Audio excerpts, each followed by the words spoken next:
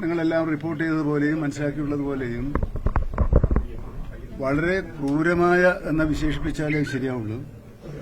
അത്തരമൊരു ദാരുണ സംഭവമാണ് ഇവിടെ ഉണ്ടായത്. രാധ എന്ന ഒരു ആദിവാസി സ്ത്രീ കൊല്ലപ്പെടുകയാണ്. അത് സ്വാഭാവികമായും നമ്മുടെ നാട്ടിലെ ജനങ്ങൾക്ക് ഉത്കണ്ഠയുണ്ടാക്കും, പ്രതിഷേധമുണ്ടാകും. ആ പ്രതിഷേധം രോഷപ്രകടനമായി മാറും. ഇതൊക്കെ നമ്മുടെ നാട്ടിൽ കഴിഞ്ഞ കുറെ കാലമായി നടന്നുകൊണ്ടിരിക്കുന്ന കാര്യമാണ്. അതിവിടെയും സംഭവിച്ചു. പക്ഷെ നിങ്ങൾ ഏതോ മാധ്യമം ഞാൻ ഈ സമരത്തെ അപലപിച്ചു എന്ന് പറഞ്ഞിട്ടൊരു വാർത്ത കൊടുക്കുകയുണ്ടായി. അത് ദൌർഭാഗ്യകരമായി. ഞാൻ പ്രതിപക്ഷ നേതാവ് നയിക്കുന്ന UDFന്റെ സമരം രാഷ്ട്രീയ പ്രേരിതമാണെന്ന് പറഞ്ഞു. അത് രാഷ്ട്രീയമാണ്, ഇവിടെ പറയേണ്ട കാര്യമല്ല. പക്ഷെ ഞാനത് പറഞ്ഞിട്ടുണ്ട്. ഈ സമരത്തെ നിന്നെല്ലാം മാധ്യമ സുഹൃത്തുക്കളെ എല്ലാം അറിയാതെ നേരത്തെ ഇതുപോലെ എല്ലാ സംഭവങ്ങളും ഉണ്ടായപ്പോൾ ഞാൻ ആരുടെ പക്ഷത്തായിരുന്നു? ഞാൻ ഇന്നേ വരെ ഒരു സമരത്തെ പ്രതിഷേധ സമരത്തെ, ഈ സമരമല്ല, ഏത് കാര്യത്തിലുമുള്ള പ്രതിഷേധ സമരത്തെ ഞാൻ തള്ളിപ്പറയില്ല. അത് അവരുടെ അവകാശമാണ് എന്ന നിലപാടിൽ ഉറച്ചു വിശ്വസിക്കുന്ന ആളാണ്. അപ്പൊ അതിലൊരു ശങ്കയും നിങ്ങൾക്ക് വേണ്ട. അങ്ങനെ ഞാൻ പറയില്ല, എനിക്കത് പറയാൻ കഴിയില്ല, ഞാൻ ശീലിച്ചതല്ല. ഇവിടുത്തെ പഴയ ആളുകളോട് ചോദിച്ചാൽ എന്റെ ശീലം നമുക്ക് മനസ്സിലാക്കാൻ. Number 2 please. നമ്പർ 2 പിന്നെന്താണ്? സ്വാഭാവികമായും ജനരോഷമുണ്ടായി.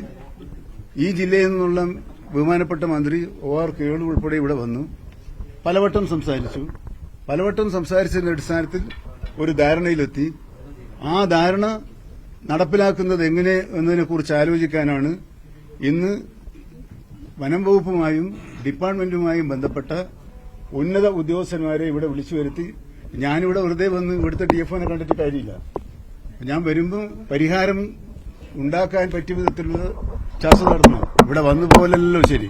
ഇവിടെ വരുമ്പോൾ ഒരു തീരുമാനം ഉണ്ടാക്കണം. ആ തീരുമാനം ഉണ്ടാക്കുന്നതിലേക്കായി രാവിലെ ചർച്ച നടത്തി. അപ്പോൾ ഇവിടെ ഉണ്ടായിരുന്ന ആവശ്യങ്ങൾ നമുക്ക് പറഞ്ഞു. ആവശ്യങ്ങളിൽ ഒന്നും അവസാനത്തേതുമായ ഏറ്റവും വലിയ ആവശ്യമെന്ന് പറയുന്നത് ഈ കടുവയെ കൊല്ലണം, വെടിവെച്ച് കൊല്ലണം എന്നായിരുന്നു ആവശ്യം. അപ്പോൾ നിങ്ങൾക്ക് എല്ലാവർക്കും അറിയുന്നു അതിന് ധാരാളം നിയമപ്രശ്നങ്ങളുള്ള പ്രശ്നമാണ്.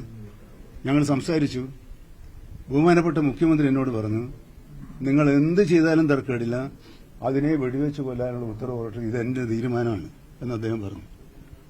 ആ നിർദ്ദേശം കൂടി സ്വീകരിച്ചതിന് ശേഷമാണ് ചീഫ് സെക്രട്ടറിയുമായി, അഡ്വക്കേറ്റ് ജനറലുമായി, ലോ സെക്രട്ടറിയുമായി തുടങ്ങിയ ഈ രംഗത്ത് വിദഗ്ധാഭിപ്രായം തരേണ്ട എല്ലാവരുമായും വീഡിയോ കോൺഫറൻസിലൂടെ അഭിപ്രായം തേടി ഒടുവിൽ വന്ന തീരുമാനമാണ്. ഏറ്റവും ഒടുവിൽ അരുൺ സക്കറിയോടാണ് അഭിപ്രായം ചോദിച്ചത്. അദ്ദേഹം പറഞ്ഞു, തുടർച്ചയായി അക്രമ കാണിക്കുന്ന വന്യമൃഗങ്ങളെ ഡിസാസ്റ്റർ മാനേജ്മെന്റിന്റെ വകുപ്പ് ഉപയോഗിച്ച് വെടിവെക്കാനുള്ള ഉത്തരവ് പുറപ്പെടുവിക്കാൻ സാധിക്കുമെന്ന ഉപദേശം കൂടി കിട്ടിയപ്പോൾ അതിന്റെ അടിസ്ഥാനത്തിൽ ഉത്തരവ് പുറപ്പെടുവിക്കാനുള്ള ഫയലിൽ തീരുമാനമെടുത്തതിന് ശേഷമാണ് ഈ പഞ്ചാരക്കൊല്ലിയിലെ ജനങ്ങളെ കാണാൻ വന്നത്. ആ വീട്ടുകാരെ കണ്ടപ്പോൾ വലിയ പ്രയാസമായി പോയി. അതുകൊണ്ട് അന്നേരം എനിക്കൊരു മൂടൗട്ടായിരുന്നു. അതുകൊണ്ടാണ് ഞാൻ നിങ്ങളോട് അന്നേരം ഒന്നും പറയാതിരുന്നത്. കാരണം അത് ആരായാലും ഞാനൊരു മനുഷ്യനല്ലടോ, ആ ഒരു വിഷയം എനിക്കുണ്ട്. പക്ഷെ നമുക്ക് ഇവിടുത്തെ ജനങ്ങളെ കൂടെ നിൽക്കാനാണ് ഞാൻ ആഗ്രഹിക്കുന്നത്, എന്റെ ഗവൺമെന്റ് ആഗ്രഹിക്കുന്നത്, എന്റെ മുന്നണി ആഗ്രഹിക്കുന്നത്. അതിന്റെ ഭാഗമായി ഇവിടെ ചെയ്യാൻ കഴിയുന്ന എല്ലാ കാര്യങ്ങളും ഞാൻ ഉറപ്പുകൊടുത്ത കാര്യങ്ങളൊക്കെ കൃത്യമായി നടത്തുമോ എന്ന് ഞാൻ പരിശോധിക്കും. 29-ാം തീയതി വീണ്ടും ഒന്നുകിൽ വീഡിയോ കോൺഫറൻസിലൂടെ അല്ലെങ്കിൽ നേരിട്ട് ഇവിടെ വന്ന് വീണ്ടും ആലോചനാ യോഗങ്ങൾ നടത്തി ആ യോഗത്തിലൂടെ ഫോളോ അപ്പ് നടത്തി മോണിറ്റർ ചെയ്യണം, ചെയ്യുന്നുണ്ടോ ഇല്ലയോ. തീരുമാനിച്ച കാര്യങ്ങൾ തീരുമാനിച്ചു പോയാൽ പോരല്ലോ, തീരുമാനിച്ച കാര്യങ്ങൾ നടക്കുന്നുണ്ടോ ഇല്ലയോ എന്ന് ചെയ്യണം. ഇങ്ങനെയൊരു ഉത്തരവ് ഞാൻ നേരത്തെ പറഞ്ഞല്ലോ, ഇന്ത്യയുടെ ചരിത്രത്തിൽ ആദ്യമായിട്ടാണ് കേന്ദ്ര വന്യജീവി സംരക്ഷണ നിയമത്തിന്റെ പരിധിയിലുള്ള ഒരു സംഭവത്തെ ജനകീയ പ്രശ്നമാക്കി കണ്ടുകൊണ്ട് ആ ജനകീയ പ്രശ്നത്തിന് പരിഹാരമാകാൻ സർക്കാർ തീരുമാനിച്ചത്. സർക്കാരിന്റെ ആ ഉദ്ദേശശുദ്ധി, അതിന്റെ അർത്ഥത്തിൽ ജനങ്ങളിൽ എത്തിക്കാൻ നിങ്ങൾ ഈ കാണിക്കുന്ന ധൃതി ആ കാര്യത്തിൽ കൂടി ഉണ്ടാകണം എന്ന് സ്നേഹപൂർവ്വം അഭ്യർത്ഥിക്കുന്നു. ഈ നാട്ടുകാർ അവർക്ക് എന്ത് വിഷയമുണ്ടെങ്കിലും അവരുടെ ദുഃഖത്തിലും സന്തോഷത്തിലും പങ്കുചേരാൻ ഇടതുപക്ഷ ജനാധിപത്യ മുന്നണിയും സർക്കാരും ഞാനും ഉണ്ടാകും എന്ന് ഉറപ്പു നൽകുന്നു. ഇനി വേണ്ട, തുടർച്ചയായി കുഴപ്പമുണ്ടാക്കുന്ന വന്യജീവികളെ ഉപദ്രവകാരികളായ വന്യജീവിയായി പ്രഖ്യാപിച്ചാൽ അതിനൊരു എക്സംഷൻ ഉണ്ട്. പിന്നെ ഇത് കാട്ടിന് പുറത്താണല്ലോ. കാട്ടിനകത്താണെങ്കിൽ നമ്മളിതെല്ലാ മരണങ്ങളെയും കാട്ടിന് പുറത്ത് എന്നുള്ള നിലക്കാണ് പിന്നെ നിശ്ചയിച്ചിട്ടുള്ളത്. കാട്ടിന് പുറത്താകുമ്പോൾ അത് കൊല്ലാന്നൊരു ഉപദേശം കിട്ടി. ഇനി കോടതിയിൽ വരുന്നത് വരട്ടെ, അത് കോടതിയിൽ വരും, അന്നേരം നോക്കാലോ. നമ്മൾ അത് വിചാരിച്ചിട്ട് ജനങ്ങളുടെ കാര്യങ്ങൾ സംരക്ഷിക്കേണ്ടത് നോക്കാം. ചിലർ പറഞ്ഞു കോടതിയിലേക്ക് വരും, കാരണം നിങ്ങൾക്കെല്ലാം പറയുന്നത് ഇവിടെ വന്യജീവി സ്നേഹികളും സ്നേഹിതന്മാരും നമ്മുടെ നാട്ടിലുണ്ട് എന്ന് നിങ്ങൾക്ക് എല്ലാവർക്കും അറിയില്ലേ? ആ സ്നേഹിതന്മാരുടെ കോടതി പോയാണ് നമ്മൾ ഈ സ്ഥിതിയിലെത്തിയത്. പന്നീനെ വെടിവെക്കണമെങ്കിൽ അത് ഗർഭിണിയാണോ നോക്കണമെന്ന് പറഞ്ഞ കോടതിയാണ്.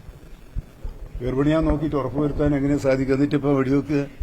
അപ്പോൾ അതുകൊണ്ട് നമ്മൾ കോടതിയെക്കുറിച്ച് വിമർശിക്കുന്നത് തെറ്റാണെന്ന് എനിക്കറിയാം. എന്നാലും ചിലപ്പോൾ തെറ്റ് പറഞ്ഞു പോയില്ല. നമ്മൾ ഒരു വിഷമമൊക്കെ വരുമ്പോൾ അത്രയേ ഉള്ളൂ. നമുക്ക് ഒരു പ്രശ്നവുമില്ലാതെ ഈ നാട്ടിൽ, പ്രത്യേകിച്ചും ആ കുടുംബത്തിന്റെ താൽക്കാലിക ജോലിയാണ് ഇന്ന്, ആ ഉത്തരവ് ഇന്ന് കൊടുത്തു. ആ നിലക്ക് സാന്ത്വനിപ്പിക്കാൻ ഇവിടുത്തെ എല്ലാ പൊതുസമൂഹവും ഉണ്ടാവും.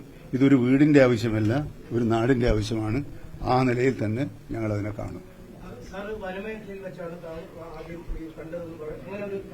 അല്ല, അതൊരു തെറ്റായ വിവരമായിരുന്നു. എനിക്ക് ഫോണിൽ അല്ല, അതെന്നോട് ആരാ പറഞ്ഞതെന്നറിയോ? നിങ്ങളടുത്ത് പറഞ്ഞത് ഇനിയൊരു റിപ്പോർട്ടർ വിളിച്ചിട്ടാ പറഞ്ഞു ഇങ്ങനെ ഒന്നുണ്ടോ. ഞാൻ പറഞ്ഞു ഞാനത് നോക്കട്ടെ, നിങ്ങൾക്ക് എങ്ങനെ എന്നാണ് എന്ത് ചെയ്തതെന്ന് നിങ്ങൾ പറയാ.